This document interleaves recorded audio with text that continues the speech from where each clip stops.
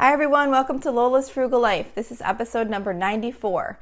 This is going to be my weekly meal plan episode. So please stick around for a few quick words from our sponsor and we'll get right into the episode.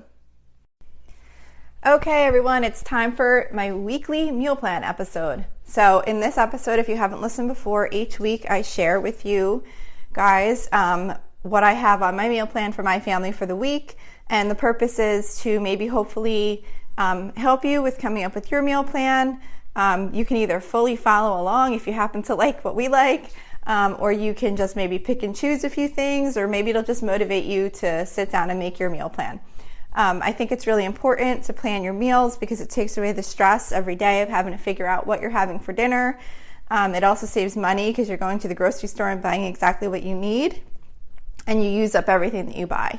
So I also want to mention real quick that I only go over dinners in this meal plan. I don't plan lunches or breakfast. Typically, occasionally I do if it's something that we particularly want to have on that day, but usually I never do. We always use up leftovers or have maybe frozen pizza or sandwiches or things like that for lunch, so I don't really plan for those. I'll share with you the recipes sites for any recipes that do have a link that I could share. I share those on my Facebook page. And then, what did I want to say? There was something else I wanted to mention. Oh, you'll notice there's a lot of repetitiveness over the course of weeks because I have kind of basic meals that we do rotate. I always give the example of Monday, so I won't do that this week.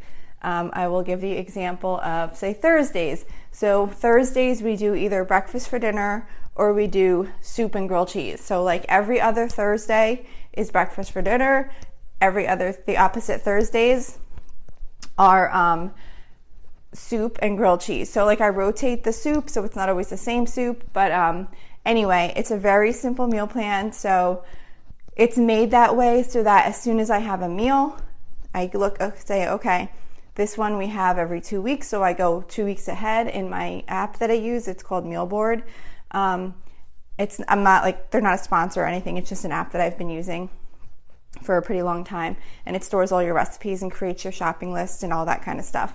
But anyway, so I'll go 2 weeks ahead into the app, I'll put that meal on, and then that's done.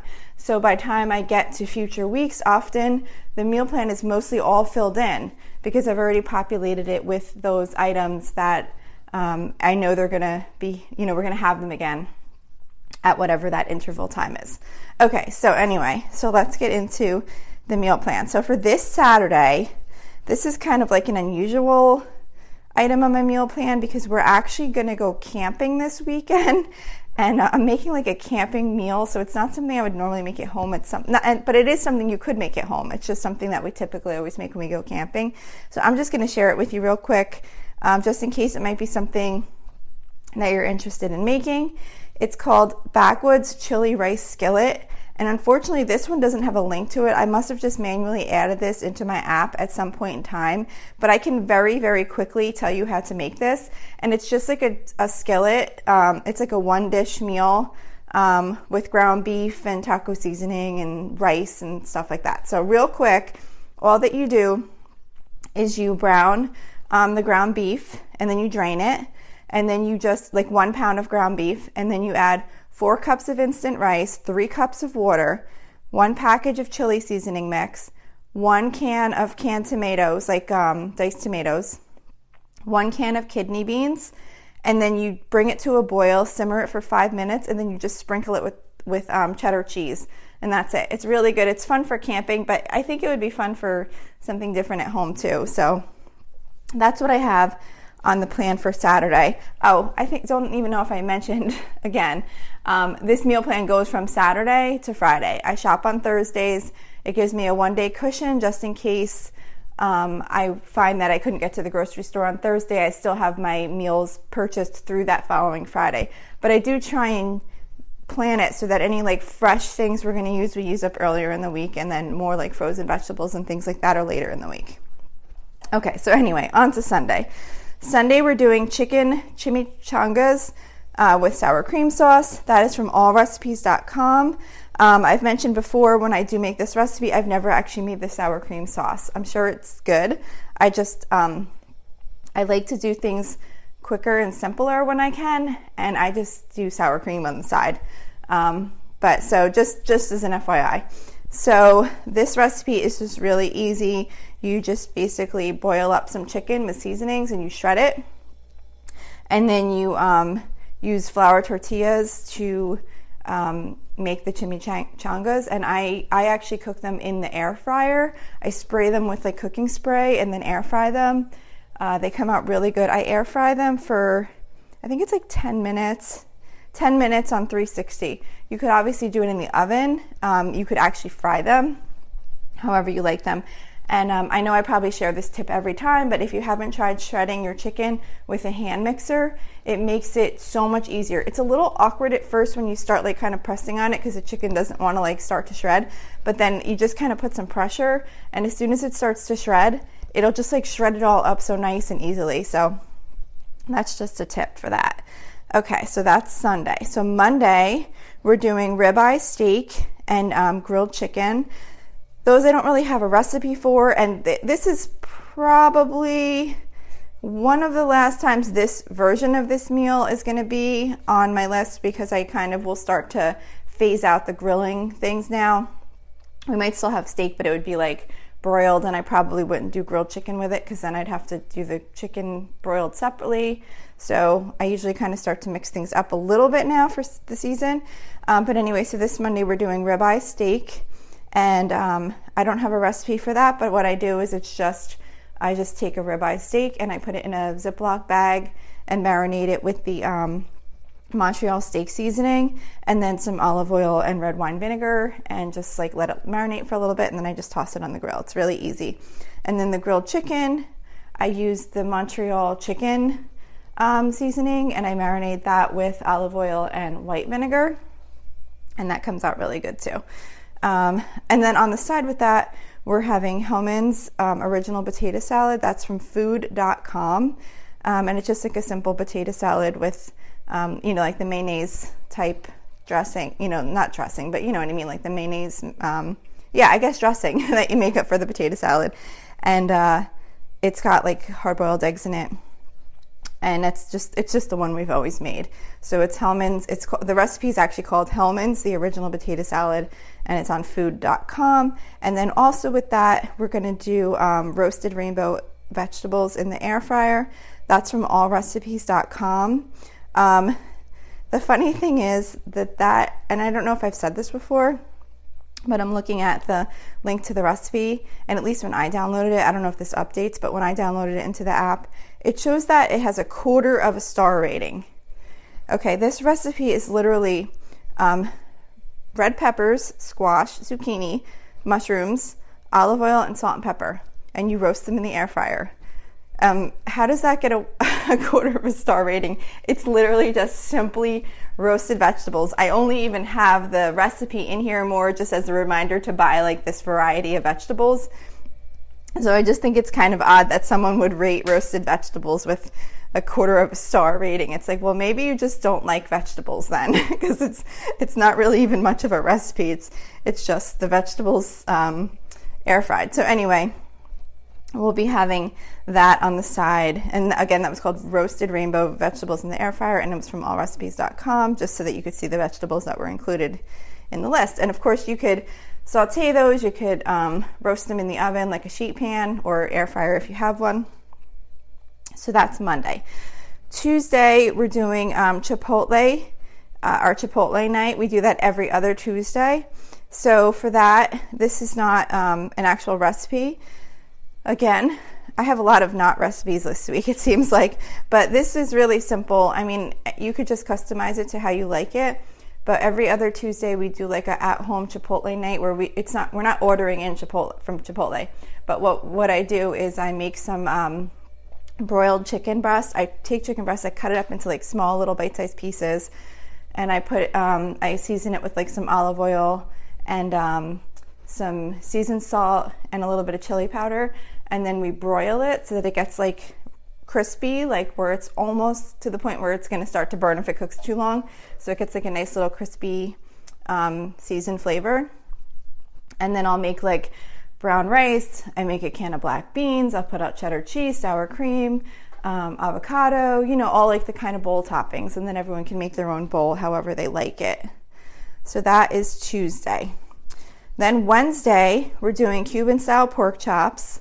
That is a grilled meal, and that's something I definitely only make in the summer. I did make it one other time a couple weeks ago, so I wanted to make it one more time before the summer was over. And that recipe is from foodnetwork.com. Again, it's called Cuban style pork chops. I think they're really good. To me, it tastes almost like a restaurant type meal. So that's why I like to make it, but it has to be grilled. So I only usually make it like once or twice in the summer. And what it is you're taking a pork chop and butterflying it, and you marinate it in like a citrus, like an orange juice and lime juice marinade. And then when it's done marinating, you stuff it with ham and Swiss cheese, and then you grill it. And I just think it comes out so good. It's like, it tastes like something you would get in a restaurant. I think it does anyway. So we're having that. And on the side, we're doing classic macaroni salad, which is from allrecipes.com. It's just like, elbow macaronis with like a mayonnaise and vinegar, sugar dressing. And then we're also going to do air fryer roasted cauliflower and broccoli. The recipe is called air fryer roasted cauliflower and broccoli. It's from allrecipes.com. But I don't usually do cauliflower and broccoli. I usually just pick one or the other. I try and either rotate them, or if one's on sale, I'll grab that one. But I use the same method. And I mean, basically you're just putting some oil and seasonings on the cauliflower or broccoli, or both, and roasting them in the air fryer, or you could throw it in the oven, however you like to make it. So that is Wednesday. Thursday is breakfast for dinner. So we're doing scrambled eggs, we're doing turkey bacon in the oven, and air fried potatoes. So the scrambled eggs, obviously there's no recipe, it's just scrambled eggs. Turkey bacon in the oven. I actually did download this from somewhere, brendid.com, brendid.com. There's really not much to this recipe. It's just telling you the method to cook the turkey bacon in the oven. And I would guess you could do the same thing with regular bacon too, I'm sure. But it just is so easy to bake it in the oven instead of cooking it in the frying pan. And it comes out crispy and perfect and everything. And it's my new favorite way to make the turkey bacon. And then we're doing the air fryer roasted potatoes. There's no recipe for that, but it's super simple. I just dice up a bunch of potatoes, dice up some green peppers and some onion, mix it all together, toss it in olive oil, add some salt and pepper, and then I just throw that right in the air fryer and cook it until it's, to the desired tenderness or whatever, the potatoes. Of course, you could also do that on a sheet pan also. Okay, and then the last meal, which is Friday, this week is Friday, September 18th.